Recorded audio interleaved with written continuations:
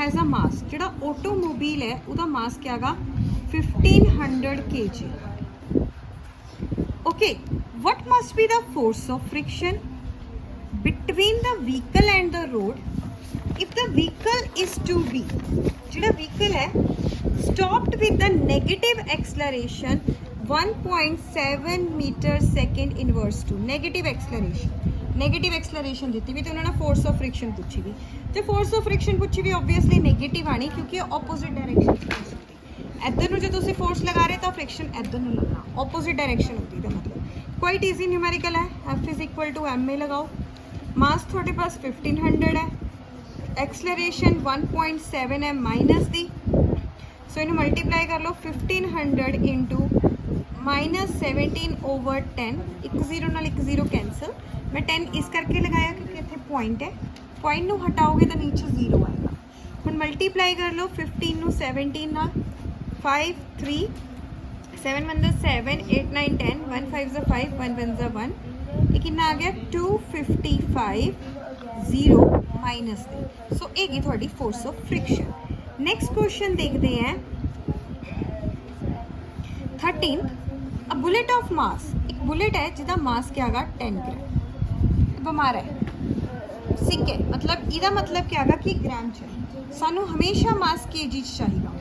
सो इन्हें पहले इतने ठीक कर 1 ग्राम छुंदे के 1/1000 kg, क्योंकि ग्राम एक छोटा यूनिट है, केजी एक बड़ा यूनिट है, तो जो तुम छोटे चो बड़ा कटना हो तो डिवाइड हो गया।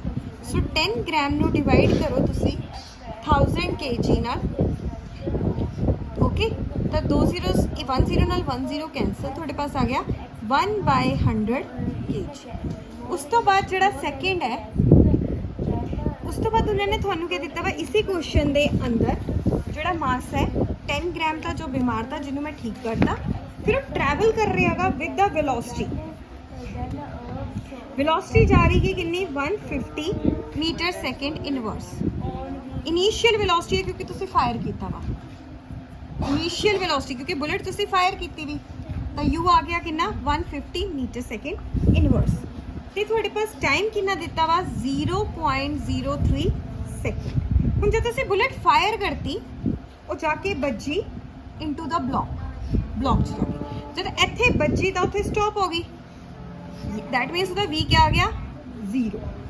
ओके, कैलकुलेट द डिस्टेंस, वो कह रहे कि एस कड्डो, penetrating of the bullet into the block, कि कितना डिस्टेंस उन्हें कवर किया जो ब्लॉक के अंदर जाके बढ़ गई। नाल क्या कहते कि मैंने फोर्स भी कट के दो, तो दो चीज़ा कटनिया गया। पहले मैं देख लवा कि फॉर्मूला लगना गा, F is equal to M A, मेरे पास वी भी है, यू भी है, टी भी है, तो मैं पहला फोर्स कट लेंदी है। फोर्स का फॉर्मूला होंदा गा न्यूटन के सेकेंड लॉ तो, F is equal to M A, acceleration क्या होंगी V minus U over T, ये भी न्यूटन का सेकेंड लॉ ही है। एक्सलरेशन असी final minus initial divided by time कर देंगे। मास कितना है मेरे पास, मास हैगा मेरे पास नहीं दिता वा कि मास दिता होया, हाँ जी इस क्वेश्चन मास दिता वा 1/100 किलोग्राम, वी थोड़े पास 0 है, इनिशियल वेलोसिटी उसकी 150 है, टाइम मेरे पास कितना गा 0.03 सेकेंड्स। सो 1/100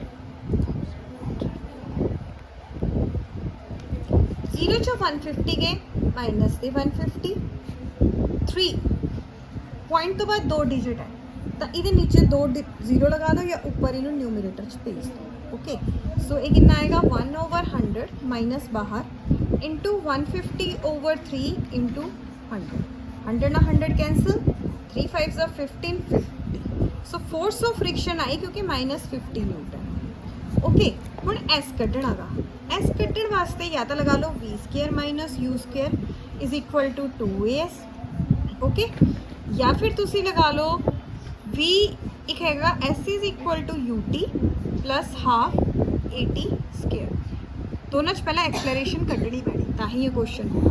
तो एक्सलरेशन का फॉर्मूला होंदा v minus u over T, हुणे कट के हटे ते असी, सो v थोड़ा क्या गा 0 माइनस ओवर 150, पॉइंट कितना आया 0.03, 0 चो 150 माइनस करो माइनस दे 150, 3 नीचे, पॉइंट तो बाद 2 डिजिट है तो 100 ऊपर कर दो, सो 3 5 15 0 ਕਿੰਨੀ ਆ ਗਈ ਮਾਈਨਸ ਦੇ 5000 ਮੀਟਰ ਸੈਕਿੰਡ ਇਨਵਰਸ ਟੂ। ਇੱਥੇ ਪੁੱਟ ਕਰ ਦੋ ਕਿਹੜੀ ਲਈ ਹੈ ਅਸੀਂ। u ਤਾਂ ਮੇਰੇ ਪਾਸ 0 ਨਹੀਂ ਹੈ ਤਾਂ ਮੈਨੂੰ ਕੈਲਕੂਲੇਸ਼ਨ ਕਰਨੀ ਪੈਣੀ, ਮੈਂ ਇਹ ਲੈਂਦੀ ਹੈ easy v square minus u square is equal to 2as। v ਕਿੰਨਾ ਹੈ ਮੇਰੇ ਪਾਸ 0, u ਕਿੰਨਾ ਹੈ 150 ਦਾ ਸਕੁਅਰ, एक्सलरेशन कड्डी भी माइनस दे 5000, डिस्टेंस में कटना है so minus 150 the square, 2 5s are 10 नाल 3 zeros 10,000 s सो 15 into 15 होंगे 225 नाल 2 zeros इधर माइनस दे 10,000 s डिस्टेंस, माइनस का minus cancel 2 to 500 over 10,000 s 2 zeros नाल 2 zeros कैंसिल सो थोड़े पास डिस्टेंस कितना आया 2.25 मीटर।